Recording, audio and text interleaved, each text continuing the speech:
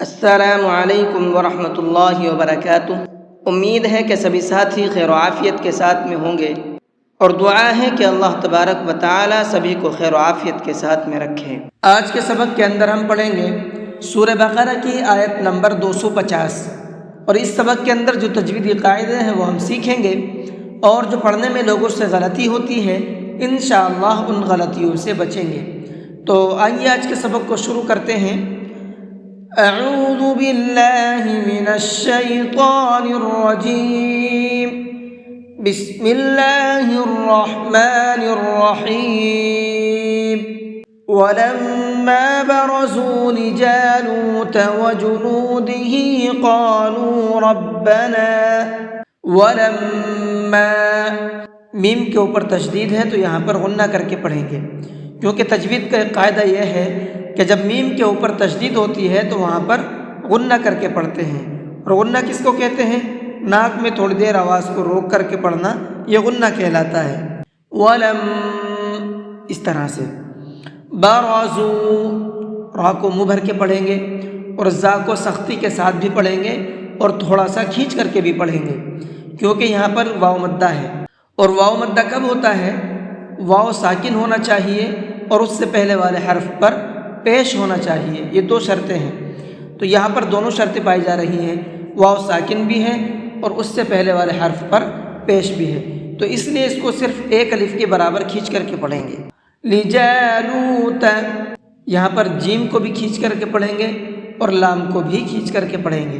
قالو، یہاں پر قاف کو پر کر کے پڑھیں گے، اور ہم نے یہاں پر سانس توڑا تھا ربنا پر، اور یہاں پر آیت نہیں ہے، تو جب آیت نہیں ہوتی ہے کہیں پر اور ہمیں وہاں سانس توڑنا پڑ جاتا ہے تو پھر تھوڑا سا پیچھے سے لوٹا کر کے پڑھتے ہیں۔ ربنا افرغ علینا صبرا وثبت اقدامنا، ربنا، را کو پر کر کے پڑھیں گے یعنی کہ منہ بھر کے پڑھیں گے، اور یہاں پر یہ چھوٹا مد ہے، اس کو مد منفصل کہتے ہیں، اس کو 1 سے 3 الف کے برابر کھینچ کر کے پڑھتے ہیں، تو آپ کو اس کو 1 سے 3 الف کے برابر کھینچ کر کے پڑھنا ہے۔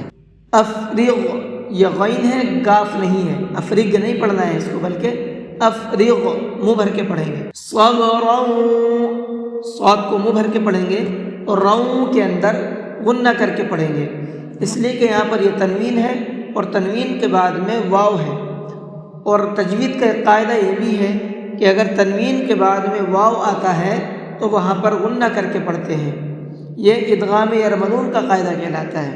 وثبت اقدامنا، قاف کو پر کر کے بھی پڑھیں گے اور ساتھ ساتھ اس کے اندر قلقلہ بھی کر کے پڑھیں گے۔ قلقلہ کس کو کہتے ہیں؟ قلقلہ کہتے ہیں ہلکا سا آواز کو ڈبل کر کے پڑھنا۔ آقا، یہ جو لاسٹ میں آواز نکل رہی ہے گدے کی طرح سے، یہ قلقلہ کہلاتا ہے، تو اس کو اسی طریقے سے پڑھنا ہے۔ اور ہم نے یہاں پر آیت کی ہے، تو یہاں پر بھی آیت نہیں ہے تو پھر پیچھے سے لوٹا کر کے پڑھیں گے۔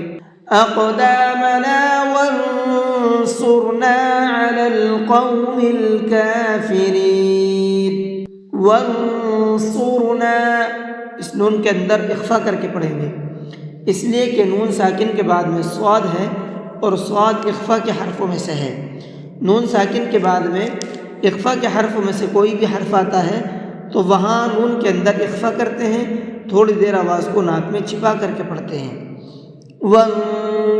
اس طرح سے، اور صاد کو منہ بھر کے پڑھیں گے۔